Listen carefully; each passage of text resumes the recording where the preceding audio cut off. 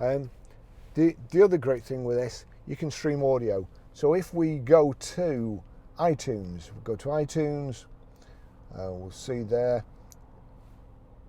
the red triangle, the 3 red circles. You can see it says sync underneath. Sorry, if I just press that, there's a tick next to sync. That means whatever audio is playing on your phone, it will come through the Bluetooth audio system if you have the audio system set right. So I'm going to turn this down. I'm going to control the volume from my phone. I'm going to click play, and then over here we go to auxiliary. Click auxiliary. Now that's come onto my mobile phone straight away.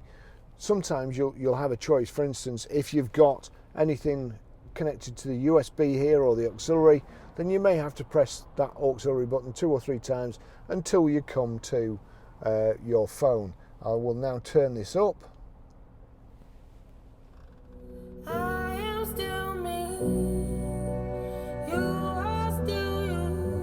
That's it. That's how you stream audio. Thanks for watching.